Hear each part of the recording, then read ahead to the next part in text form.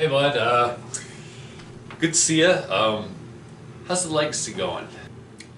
Well, hi Alex. The legacy's going really well. Have you reviewed Battlefield Earth yet? I haven't gotten to the Battlefield Earth vlog yet. I'm really sorry. I'm having a tough time with it. I just don't think I can do it. I mean, I've been doing the terrible movie reviews for 15 cycles already. I would really love to take a break. Can I do the writing stuff instead, and you do the vlogs? Can we just switch out for a little bit? I could bring a lot of really good stuff to the legacy. I think I've earned it. Well, I totally understand, and I hear you. You've been on for 15 cycles, and you've been doing very well. And I promise that you will not be on for 15 more cycles. In fact, your contract has been extended to 50 cycles with endless chances for renewal. Endless chances for renewal. Endless chances for renewal.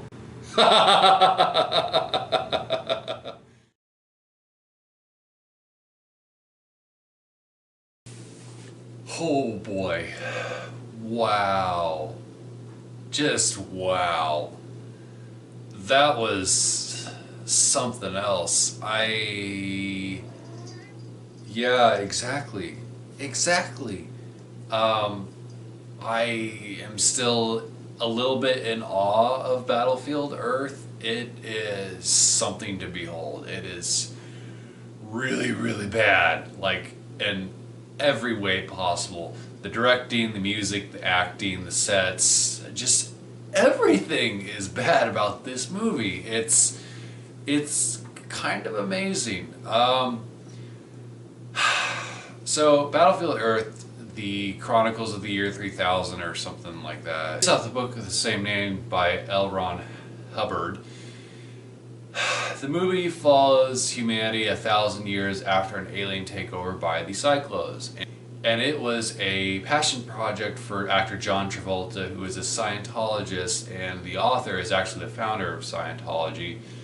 And basically the idea of Scientology, and I'm kind of doing a brief version, I mean there's a lot about it that I don't fully understand, but basically that these people value knowledge very much and the progression of technology and intelligence, as opposed to believing in a god or anything. Their religion goes more towards science and discovering things, and that's kind of like the basic idea. There's a lot more to it, but that's like the abridged version of what Scientology is.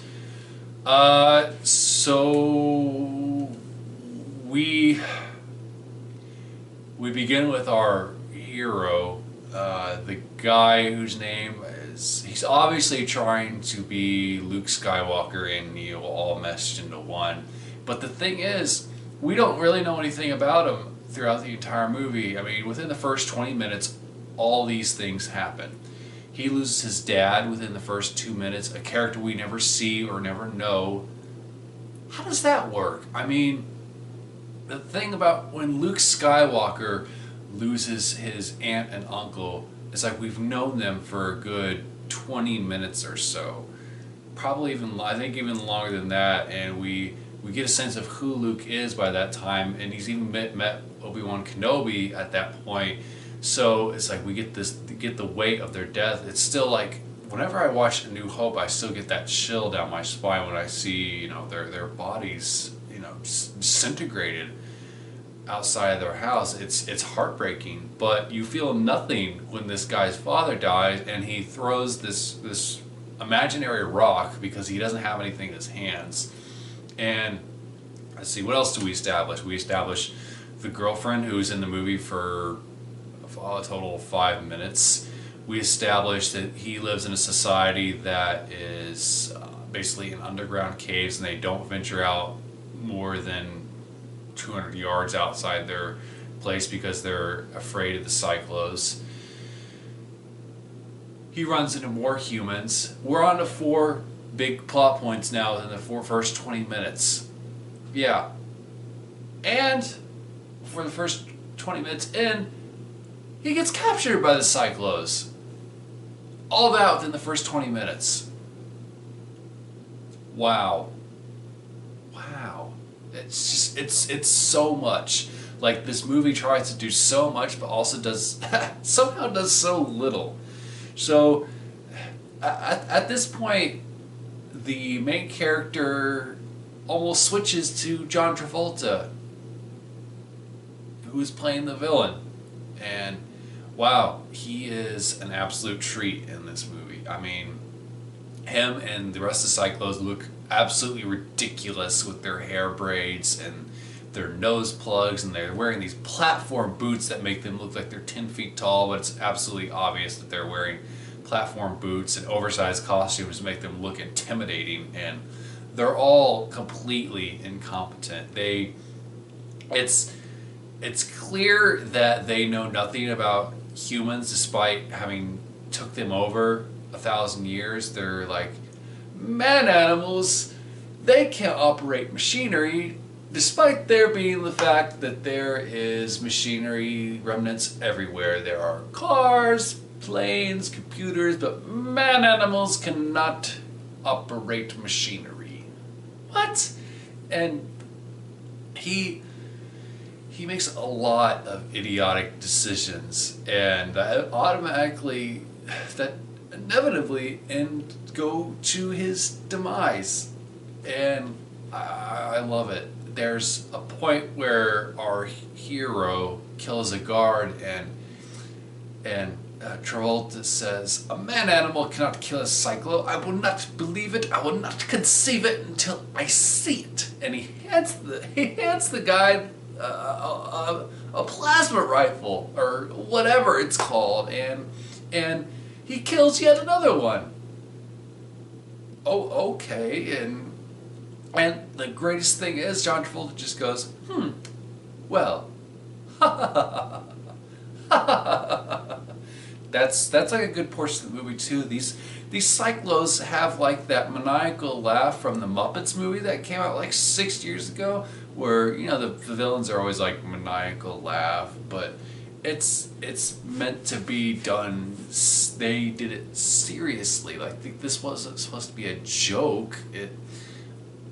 Travolta and his fellow cyclos performed that. Yeah. And back to the weapons and like the special effects. The special effects are inept and they are inconsistent.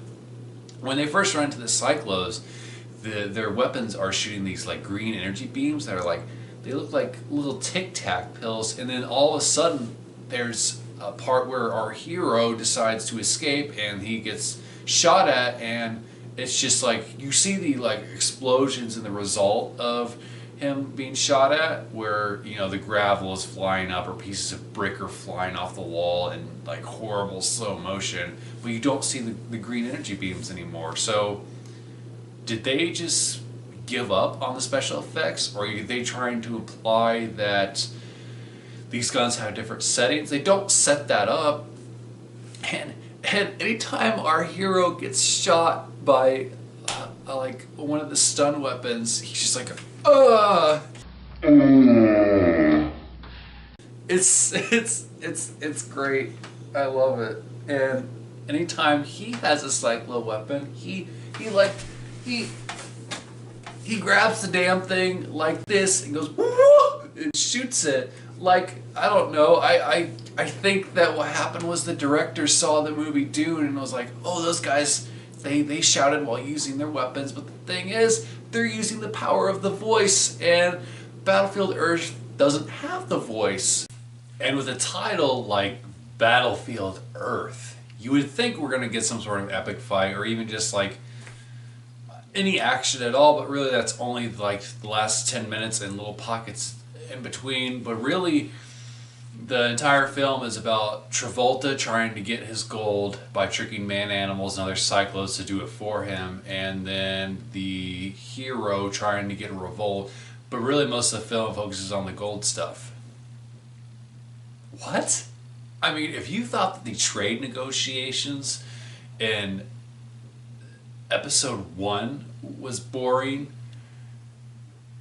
the parts where Travolta's character is trying to get on leave and talk to his bosses, and talking about the planet Earth and everything are horrible to sit through. Like it was painful. Like I was falling asleep, and it's extremely rare that I fall asleep during a movie. So I was not laughing during this part. I was in actual pain. It still hurts right here. But yeah, Travolta decides, I'll get man animals to do it. How am I going to get them to do it? I'm going to find out their favorite food, and instead of asking, I will put them in the wild for 3 days so that they starve and they will eat, and we will find out what their favorite food is. And the people end up finding rats because they're just starving and they eat rats. And the cyclists are like, rats.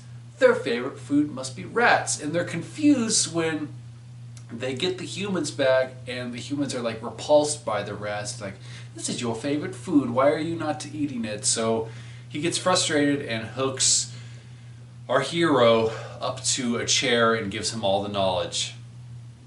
I'm not joking at all.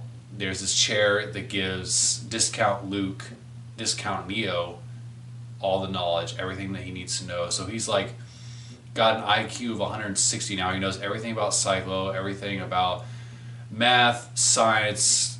I get it. Knowledge is power. But he doesn't earn any of it. So it's like you don't give a shit. I mean, Luke had to train to learn how to use a lightsaber in the Force. And Neo, even Neo, when he got plugged into that chair, had to go into his own mind and train martial arts and how to manipulate the Matrix. This guy is literally just handed everything because it's like the writers and directors realize, oh shit, our hero is just as incompetent as the villain. We need to give him some sort of leg up. And there are still times where he makes dumb decisions, even though he's got this amazing IQ. And he formulates this plan to steal a bunch of airplanes that clearly have not aged in 1,000 years. And then we have our revolt and the death of the planet Cyclo, and the movie ends. The movie ends with Travolta trapped in a vault with all the gold he was trying to get, and I do kind of like that ending. That is one of my favorite parts of the movie, where it's like, oh, he has all this gold, but he can't use it in the way that he wants. That's kind of clever, and I mean, he gets his arm shot off too, and it's like these Cyclos, they not have like pain receptacles. He like makes the sound that I make when I stub my toe when he gets his arm shot off. He's just like, ow. It's just like, dude, you're missing an arm. You got your arm shot off, and you're just like, oh god. Battlefield Earth it's absolute garbage. It's everything not to do. If you're a films teacher or student, show this to your class on like April Fools or something as to show what not to do. I mean, this is absolutely like The Room, Mortal Kombat 2, and Troll 2. It's just god awful, and it's hilarious. It's absolutely hilarious. So Battlefield Earth, have you seen it? What did you think of it? Do you love to laugh at it? If you haven't seen it, it's on Netflix. Watch at your own risk. Thanks as always for watching. You can check out my book, Night of the Half Angel, and the Phantom Lux series on my website. All the links are listed below. Bye.